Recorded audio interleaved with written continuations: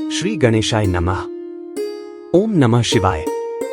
आप सुन रहे हैं शिव पुराण श्री रुद्र संहिता तृतीय खंड के 51वें अध्याय से 55 अध्याय तक।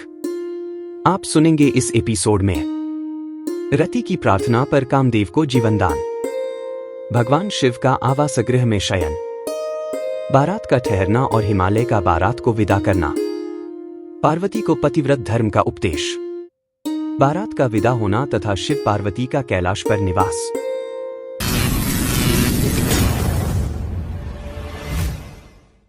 श्री रुद्र संहिता तृतीय खंड 51वां अध्याय। रति की प्रार्थना पर कामदेव को जीवनदान।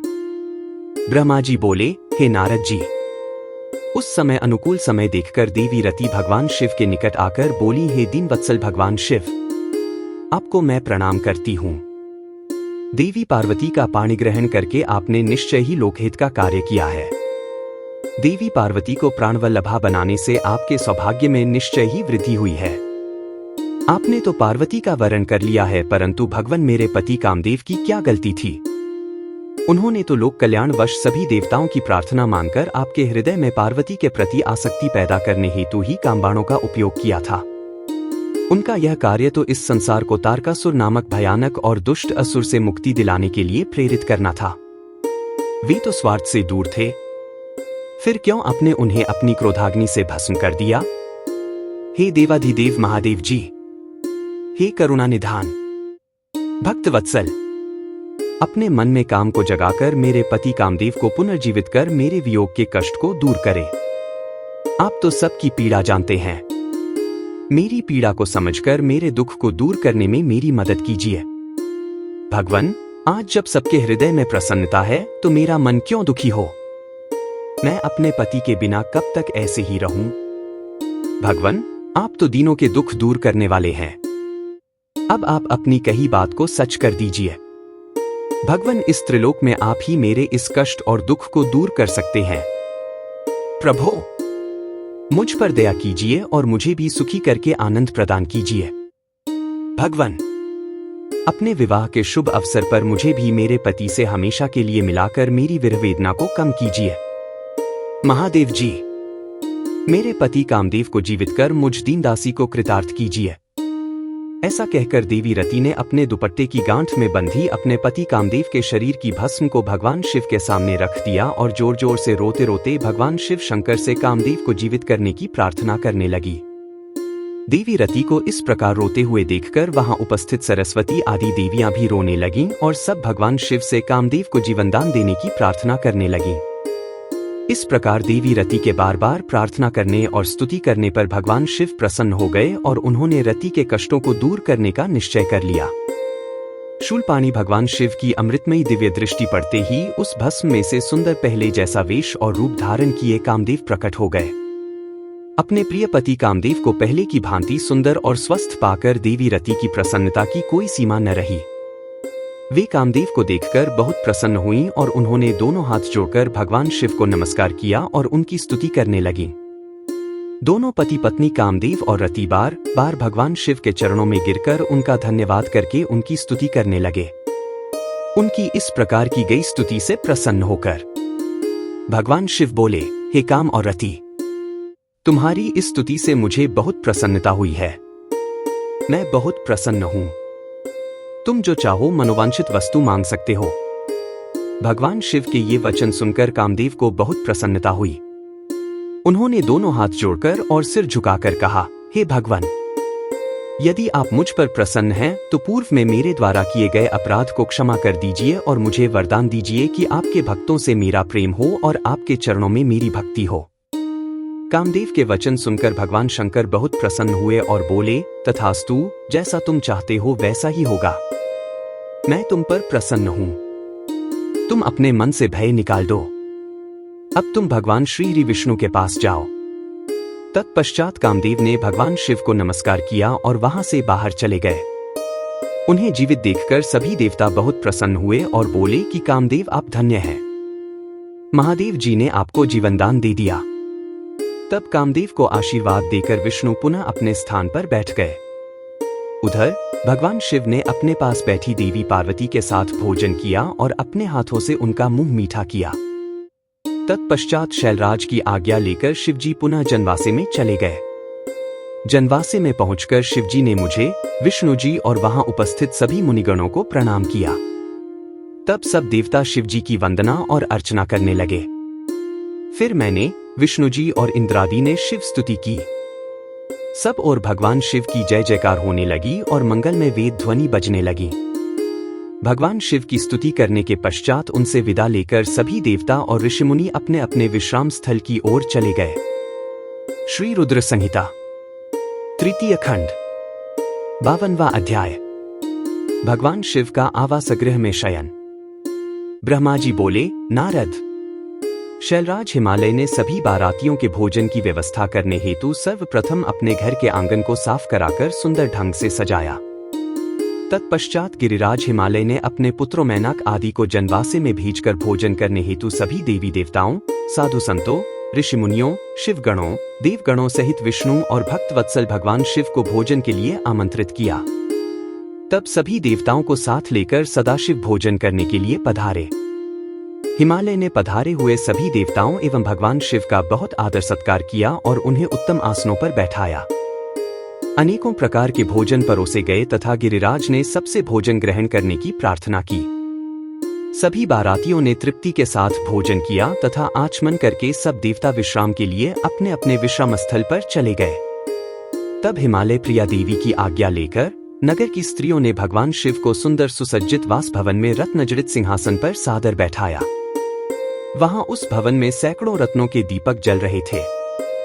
उनकी अद्भुत जगमगाहट से पूरा भवन आलोकित हो रहा था। उस वास भवन को अनेकों प्रकार की सामग्रियों से सजाया और संवारा गया था। मोती, मणियों एवं श्वेत चंबरों से पूरे भवन को सजाया गया था। मुक्तामणियों की सुंदर बंधनवारें द्वार की शोभा बढ़ा रही थी। उस समय वह वास भवन अत्यंत दिव्य, मनोहर और मन को उमंगत रंग से आलोकित करने वाला लग रहा था। फर्श पर सुंदर बेलबूटे बने थे।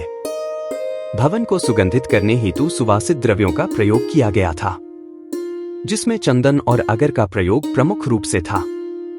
उस वास भवन में देवताओं के शिल्पी विश्वकर्मा द्वारा बनाए गए कृत्रिम बैकुंठलोक, ब्रह्मलोक, इंद्रलोक तथा शिवलोक सभी के दर्शन एक साथ हो रहे थे।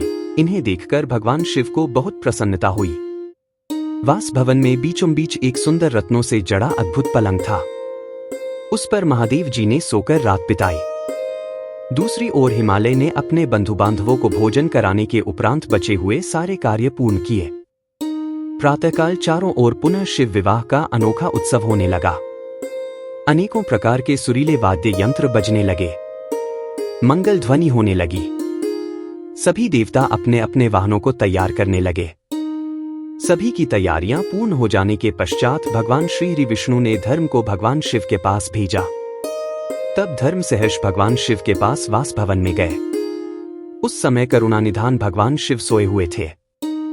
यह देखकर योग शक्ति संपन्न धर्म ने भगवान शिव को प्रणाम करके उनकी स्तुति की और बोले, हे महेश्वर, हे महादेव, मैं भगवान श्री हरि विष्णु की आज्ञा से यहाँ आया हूँ।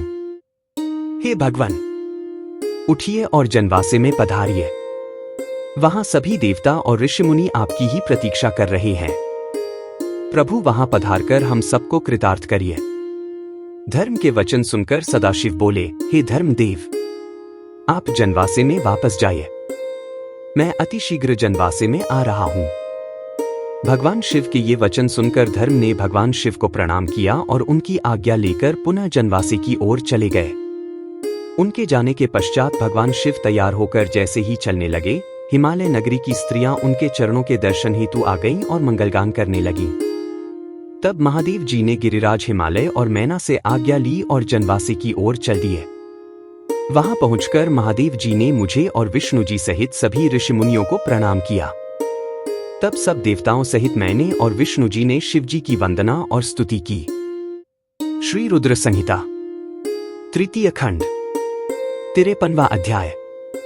बारात का ठहरना और हिमालय का बारात को विदा करना। ब्रह्मा जी बोले, जब करुणानिधान भगवान शिव जनवासे में पधार गए तो हम सब मिलकर कैलाश लौट चलने की बातें करने लगे। तभी वहां पर पर्वतराज हिमालय पधारे और सभी को भोजन का निमंत्रण देकर वहां से चले गए। तब सभी देवताओं, ऋषि मुनियों और अन्य बारातियों को साथ लेकर भगवान शिव, मैं और श्री हरि विष्णु भोजन ग्रहण करने हेतु नियत स्थान पर पहुंचे। वहां द्वार पर स्वयं शैलराज खड़े थे। उन्होंने सर्वप्रथम महादेव जी के चरणों को धोया और उन्हें अंदर सुंदर आसन पर बैठाया। तत्पश्चात शैलराज ने मेरे, श्रीहरि, देवराज इंद्र सहित सभी मुनियों के चरण धोए और यथायोग्य आसनों पर हम सबको आदरपूर्वक बैठाया।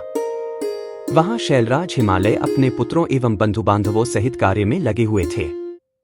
उन्होंने हमारे सामने अनेक स्वादिष्ट व्यंजन परोसे और हमसे ग्रहण करने के लिए कहा। तब सभी ने आनंदपूर्वक आचमन और भोजन किया। तब गिरिराज बोले, हे देवेश्वर, आपके दर्शनों से हम आनंदित हुए हैं। आपसे एक प्रार्थना करते हैं कि आप बारातियों के साथ कुछ दिन और निवास करें। इस प्रकार शैलराज भगवान शिव से कुछ दिन और रुकने का आग्रह करने लगे। उनकी यह बात सुनकर भगवान शिव बोले, हे शैलेंद्र, आप धन्य हैं। आपकी कीर्ति महान है। आप धर्म की साक्षात मूर्ति हैं। इस त्रिलोक में आपके समान कोई और नहीं है। तब देवताओं कहा, हे पर्वतराज, आपके दरवाजे पर ब्रह्म परमात्मा भगवान शिव स्वयं अपने दासों के साथ पधारे हैं और आपने उन्हें सब प्रकार से प्रसन्न किया है। पूछकर तब शैलराज हिमालय ने दोनों हाथ जोड़कर भगवान शिव से प्रार्थना करके कहा कि भगवान, मुझ पर कृपा करके आप कुछ दिन और यहाँ रुककर मेरा आतिथ्य ग्रहण करें। गिरिराज के बहुत कहने पर भगवान शिव ने वहां ठहरने के लिए अपनी स्वीकृति प्रदान कर दी। तब सब हिमालय से आज्ञा लेकर अपने अपने ठहरने के स्थान पर चले गए। तीसरे दिन गिरिराज हिमालय ने सबको आदरपूर्वक दान दिया और उनका सत्कार किया। चौथे दिन विधि पूर्वक चतुर्थी कर्म किया गया, क्योंकि इसके बिना विवाह को पूर्ण नहीं माना जाता। जैसे ही विधि अनुसार चतुर्थी कर्म पूरा हुआ, चारों ओर मंगल ध्वनि बजने लगी। महान उत्सव होने लगा। नगर की स्त्रियां मंगल गीत गाने लगीं। कुछ तो प्रसन्न होकर नाचने भी लगीं। पांचवें दिन सब देवताओं ने गिरिराज हिमालय से कहा कि हे पर्वतराज, आपने हमारा बहुत आदर सत्कार किया है। हम सब भगवान शिव के विवाह के लिए यहाँ पधारे थे। आपके सहयोग से शिव पार्वती का विवाह आनंदपूर्वक हर्षोल्लास के साथ संपन्न हो गया है। अतः अब आप हमें यहाँ से जाने की आज्ञा प्रदान करें। परंतु गिरिराज हिमालय स्नेहपूर्वक बोले, हे भगवान शिव, ब्रह्मा जी, श्री हरि विष्णु, देवराज इंद्र, अपनी प्रिय पुत्री पार्वती के कठिन तप के कारण ही आज मुझे यह सौभाग्य प्राप्त हुआ है कि जगत के कर्ता, पालक, संहारक सहित सभी देवता और महान ऋषि मुनि एक साथ मेरे घर की शोभा बढ़ाने आए हैं। आप सबकी एक साथ सेवा करने का जो शुभ अवसर मुझे प्राप्त हुआ है, उसका पूरा आनंद आप मुझे उठाने दीजिए। हे देवाधिदेव, अपने इस तुच्छ भक्त पर इतनी सी कृपा और कर दीजिए। इस प्रकार पर्वतों के राजा हिमालय ने अनेकानेक तरीके से सब देवताओं सहित शिवजी की बहुत अनन्य विनय की और इस प्रकार उन्हें हठपूर्वक कुछ दिन और रोक लिया। हिमालय ने सबका बहुत सेवा सत्कार किया। उन्होंने सभी का विशेष ख्याल रखा। सभी की आवश्यकताओं का पूरा ध्यान रखा जाता। शैलराज ने देवताओं के लिए हर संभव सुविधा उपलब्ध कराई। इस प्रकार खूब आदर सत्कार करके सबका मन जीत लिया। जब बहुत दिन बीत गए तब देवताओं ने शैलराज हिमालय के पास सप्तऋषियों को भेजा ताकि वे देवी मैना और उनके पति पर्वतराज हिमालय को बारात विदा करने के लिए तैयार करें। तब वे सप्तऋषि प्रसन्न हृदय से शैलराज हिमालय के पास पहुंचे और उनके भाग्य की सराहना करने लगे कि आपके अहोभाग्य हैं जो स्वयं भगवान शिव आपके दामाद बने। पर्वतराज, आपने अपनी पुत्री पार्वती को शास्त्रों एवं वेदों के अनुसार भगवान शिव की पत्नी बनाकर उन्हें सौंप दिया है। कन्यादान तभी पूर्ण माना जाता है जब कन्या को बारात के साथ विदा कर दिया जाता है। इसलिए आप भी सहर्ष देवी पार्वती को भगवान शिव के साथ सादर विदा कर दीजिए, तभी कन्यादान की रस्म पूरी होगी। तब मैना और उनके पति गिरिराज हिमालय बारात को विदा करने के लिए राजी हो गए। जब भगवान शिव और सभी देवता और ऋषि मुनि विदा लेकर कैलाश पर्वत की ओर चलने लगे तब देवी मैना जोर जोर से रोने लगी और बोली, हे कृपा निधान भगवान शिव, मेरी पुत्री पार्वती का ध्यान रखिएगा। मेरी पुत्री आपकी परम भक्त है। सोते जागते वह सिर्फ आपके चरणों का ही ध्यान करती है। आप सदा उसके हृदय में विराजमान रहते हैं। आपके गुणगान करते वह नहीं थकती और आपकी निंदा कतई सुन नहीं सकती। यदि मेरी बच्ची से जाने अनजाने में कोई अपराध हो जाए तो उसे क्षमा कर दीजिएगा। आप तो भक्त वत्सल हैं, करुणानिधान हैं। मेरी पुत्री पर अपनी कृपा दृष्टि बनाए रखिएगा। ऐसा कहकर मैना ने अपनी पुत्री भगवान शिव को सौंप दी। कितने आश्चर्य की बात है कि प्रत्येक माता पिता इस बात को जानते हैं कि बेटियां धान के पौधे की तरह होती हैं, वे जहां जन्मती हैं वहां वृद्धि को प्राप्त नहीं होती हैं, फिर भी उसकी विदाई के समय वे दुखी होते हैं, अनजाने ही अपनी आंखों से आंसुओं की झड़ी कैसे लग जाती है। अपनी प्रिय पुत्री पार्वती के वियोग को सोचते ही वे मूर्छित होकर जमीन पर गिर पड़ी। तब उनके मुंह पर जल की बूंदें डालकर उन्हें होश में लाया गया। तब सदाशिव ने देवी मैना को अनेकों प्रकार से समझाया ताकि वे अपना दुख भूल जाएं। फिर कुछ समय के लिए मैना और पार्वती को अकेला छोड़कर भगवान शिव सब देवताओं व अपने गणों के साथ हिमालय से आज्ञा लेकर चल दिए। हिमालय नगरी के एक सुंदर बगीचे में बैठकर वे सब प्रसन्नतापूर्वक भगवान शिव की प्राणवल्लभा पत्नी देवी पार्वती के आगमन की बाट संजोए उनकी प्रतीक्षा करने लगे। वे शिवगण प्रसन्नतापूर्वक प्रभु महादेव जी की जय जयकार कर रहे थे। श्री रुद्र संहिता तृतीय खंड 54वां अध्याय। पार्वती को पतिव्रत धर्म का उपदेश। ब्रह्मा जी बोले, हे मुनि श्रेष्ठ नारद, जब शैलराज हिमालय और देवी मैना से आज्ञा लेकर भगवान शिव सभी देवताओं और ऋषि मुनियों सहित अन्य देवगणों व शिवगणों को साथ लेकर उस स्थान से बाहर चले गए, तब सप्तऋषियों ने कहा कि हे शैलराज, अपनी पुत्री को शीघ्र ही भगवान शिव के साथ भेजने की कृपा करें। यह सुनकर हिमालय बहुत व्याकुल हो गए। उन्होंने देवी मैना से पार्वती को भेजने के लिए कहा।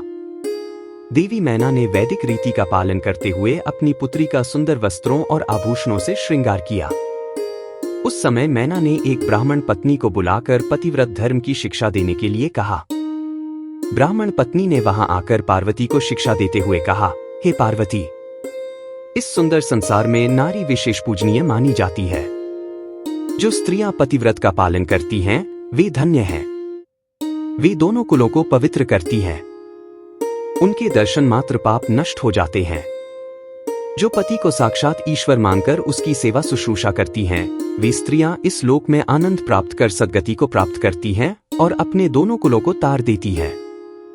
सावित्री, लोपामुद्रा, अरुंधति, शांडिली, शत्रुपा, अनसुया, लक्ष्मी, स्वधा, सती, संज्ञा, सुमति, श्रद्धा, मैना और स्वाहा आदि नारियां साध्वी कहलाती हैं।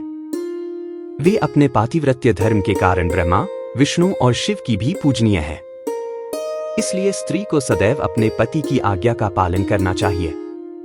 पतिव्रता स्त्री पति के भोजन कर लेने के बाद ही भोजन करे। जब तक वह खड़ा हो खुद भी न बैठे। पति के सो जाने के बाद ही सोए और उसके उठने से पहले उठ जाए। क्रोधित होने पर या अत्यधिक प्रसन्नता होने पर भी अपने पति का नाम न ले। पति के बुलाने पर सभी कामों को छोड़कर पति के पास चली जाए। उसकी हर आज्ञा को अपना धर्म मानकर उसका पालन करे। कभी वह प्रवेश द्वार पर खड़ी न हो। बिना किसी कार्य के किसी के घर न जाए और जाने पर बिना कहे कदापि न बैठे। अपने घर की वस्तुएं किसी को न दे। पतिव्रता स्त्री को वस्त्रों और आभूषणों से विभूषित होकर ही अपना मुख पति को दिखाना चाहिए। जब पति घर से बाहर या परदेश गया हो तो उन दिनों में पतिव्रता स्त्री को सजना संवरना नहीं चाहिए। पति के सेवन की चीजें ठीक समय पर जब उसे आवश्यकता हो तुरंत दे दे। अपना हर कार्य चतुराई और होशियारी से करे। अपने पति की हर आज्ञा का पालन करना ही पतिव्रता स्त्री का परम धर्म होता है। पति की आज्ञा लिए बिना पत्नी को कहीं भी नहीं जाना चाहिए, यहाँ तक कि तीर्थ स्थान जैसे पुण्य स्थलों पर भी नहीं। पति के चरणों को धोकर उसको पीने से ही पत्नी का तीर्थ स्नान पूरा हो जाता है। पति द्वारा छोड़े गए जूठे भोजन को पत्नी को प्रसाद समझकर खाना चाहिए। देवता, पितरों, अतिथियों या भिखारियों को भोजन का भाग देकर ही भोजन करना चाहिए। व्रत तथा उपवास रखने से पूर्व पति की आज्ञा अवश्य लें, अन्यथा व्रत का पुण्य नहीं मिलता। किसी चीज को पाने के लिए अपने पति से झगड़ा कदापि न करें। सुख से आराम पूर्वक बैठे हुए या सोते समय पति को कभी भी न उठाएं। यदि पति किसी बात के कारण दुखी हो, धनहीन हो, बीमार हो या वृद्ध हो गया हो तो भी उसका परित्याग न करे। रजस्वला होने पर 3 दिन तक अपने पति के सामने न जाए। उसे अपना मुख न दिखाए। जब तक स्नान करके शुद्ध न हो जाए तब तक पति से कोई बात न करे। शुद्ध होकर सर्वप्रथम अपने पति का ही दर्शन करे। उत्तम पतिव्रत का पालन करने वाली स्त्री को सुहाग का प्रतीक मानी जाने वाली वस्तुओं जैसे सिंदूर, हल्दी, रोली, काजल, चूड़ियां, मंगलसूत्र, पायल, बिछुए, नाक की लौंग, कान के कुंडलों को सदैव धारण करना चाहिए। जो स्त्रियां सुहाग की निशानी मानी जाने वाली इन वस्तुओं को हर वक्त धारण किए रहती हैं, उनके पति की आयु में वृद्धि होती है।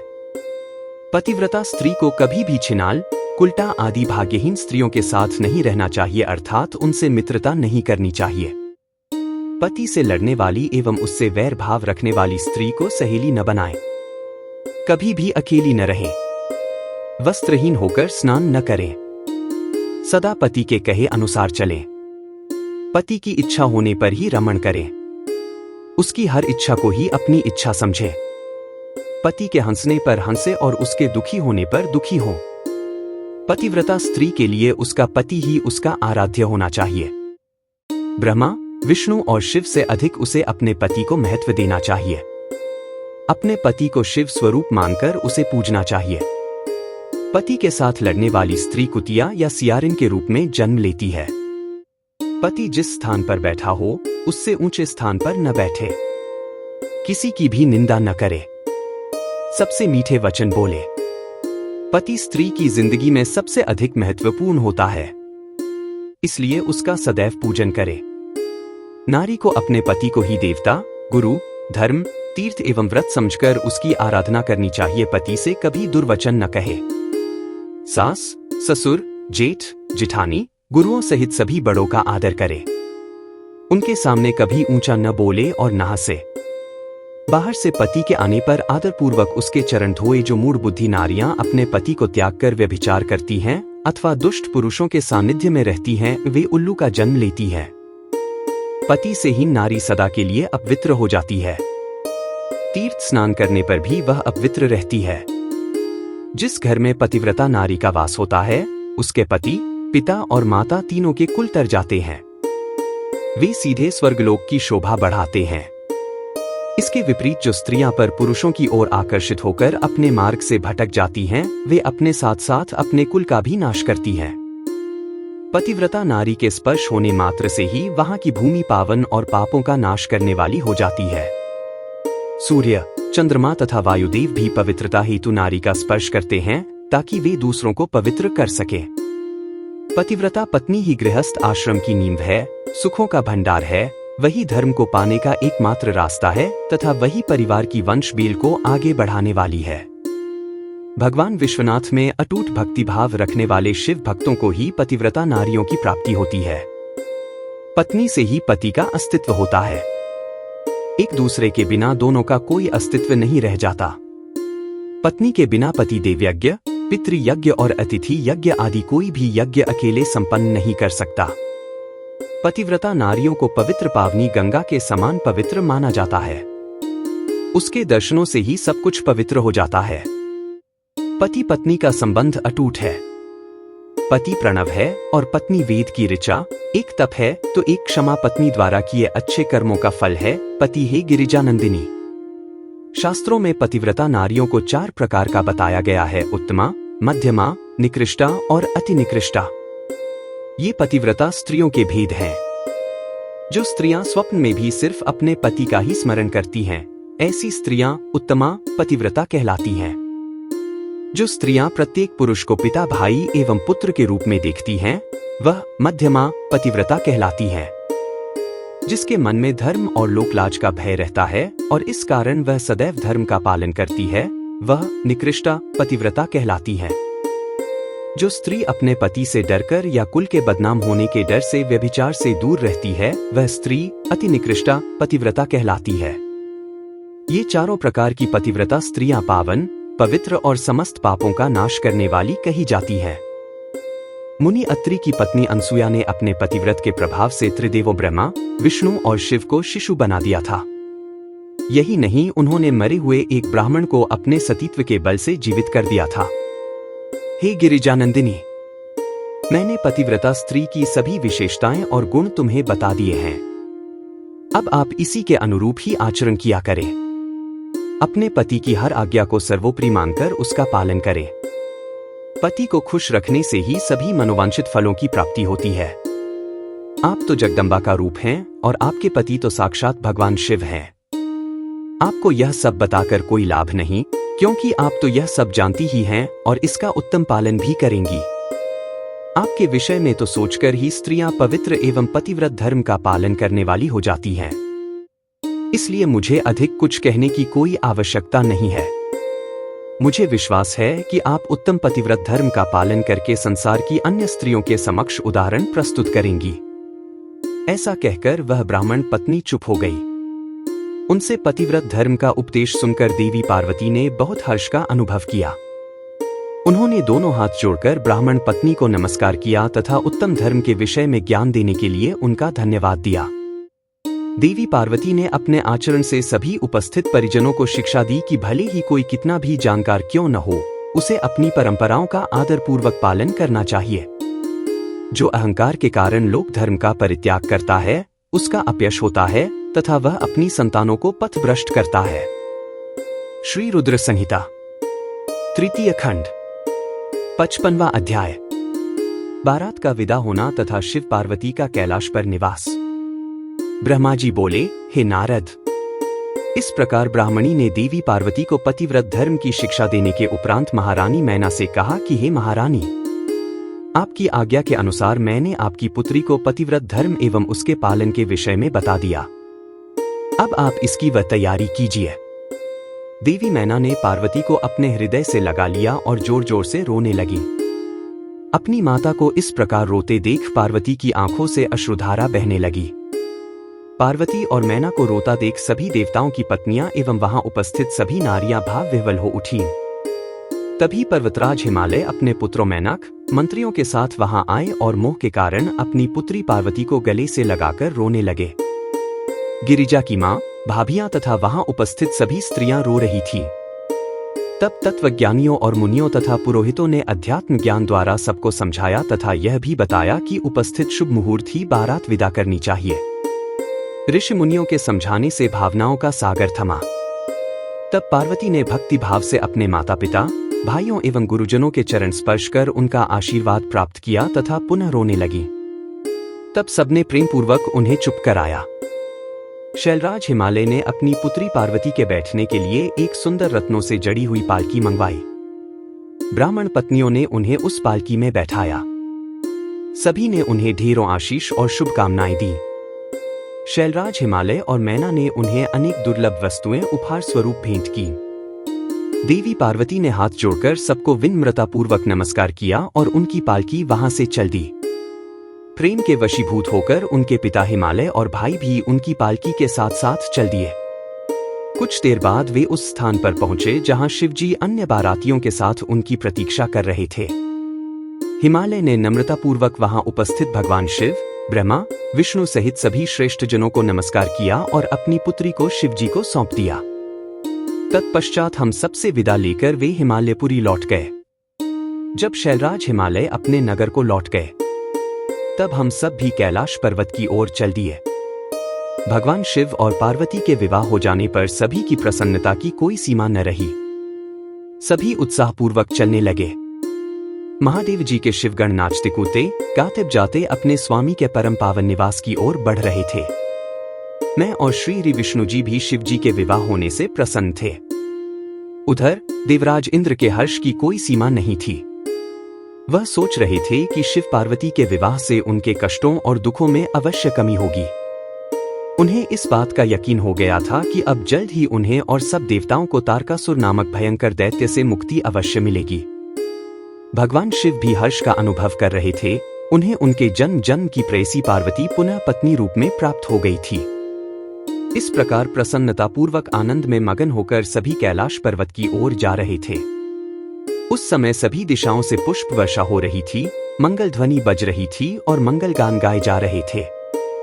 इस प्रकार यात्रा करते हुए सभी कैलाश पर्वत पर पहुंचे। वहां पहुंचकर भगवान शिव ने पार्वती से कहा, हे देवेश्वरी, आप सदा से ही मेरी प्रिया हैं। आप पूर्व जन्म में मुझसे बिछुड़ गई थी। सब देवताओं की कृपा से आज हम पुनः एक हो गए हैं। आज आपको पुनः अपने पास विराजमान पाकर मैं बहुत प्रसन्न हूं। हम दोनों का साथ तो जन्म जन्मांतरों से है। शिव शिवा के बिना और शिवा शिव के बिना अधूरी है। आज मुझे पुनः अपनी प्राणवल्लभा मिल गई है। प्रभु शिव की इन प्यारी बातों को सुनकर देवी पार्वती का मुख लज्जा से लाल हो गया। उनके बड़े बड़े सुंदर नेत्र झुक गए और वे धीरे से बोली, हे नाथ, आपकी हर एक बात मुझे स्मरण है। मेरे जीवन में सब कुछ आप ही है। आज आपने अपनी इस दासी को अपने चरणों में जगह देकर बहुत बड़ा उपकार किया है। मैं आपको पति के रूप में पाकर धन्य हो गई हूं। देवी पार्वती के उत्तम मधुर वचनों को सुनकर भगवान शिव मुस्कुरा दिए। तत्पश्चात भगवान शिव ने सभी देवताओं को स्वादिष्ट भोजन कराया एवं उन्हें सुंदर उपहार भेंट स्वरूप दिए। भोजन करने के बाद सभी देवता एवं ऋषिमुनि भगवान शिव के पास आए और उन्हें प्रणाम कर उनकी स्तुति करने लगे और शिव पार्वती से आज्ञा लेकर अपने अपने धाम चले गए। तब मैंने और श्रीहरि ने भी चलने के लिए आज्ञा मांगी तो शिवजी ने हमें प्रणाम किया। तब मैंने और विष्णु जी ने हृदय से लगाकर उन्हें आशीर्वाद दिया। फिर हम भी अपने अपने लोगों को चले गए। हम सबके कैलाश पर्वत से चले जाने के बाद भगवान शिव अपनी प्राणवल्लभा पार्वती के साथ आनंदपूर्वक वहां निवास करने लगे। भगवान शिव के गण शिव पार्वती की भक्तिपूर्वक आराधना करने लगे। नारद, इस प्रकार मैंने तुम्हें भगवान शिव पार्वती के विवाह का पूर्ण विवरण सुनाया। यह उत्तम कथा शोक का नाश करने वाली, आनंद, धन और आयु की वृद्धि करने वाली है। जो मनुष्य सच्चे मन से प्रतिदिन इस प्रसंग को पढ़ता अथवा सुनता है वह शिवलोक को प्राप्त कर लेता है। इस कथा समस्त रोगों का नाश होता है तथा सभी विघ्न बाधाएं दूर हो जाती हैं। यह कथा यश, पुत्र, पौत्र आदि मनोवांछित वस्तु प्रदान करने वाली तथा मोक्ष प्रदान करने वाली है। सभी शुभ अवसरों और मंगल कार्यों के समय इस कथा का पठन अथवा श्रवण करने से समस्त कार्यों की सिद्धि होती है। इसमें कोई संशय नहीं है। यह सर्वथा सत्य है। श्री रुद्र संहिता तृतीय खंड, पार्वती खंड, संपूर्ण।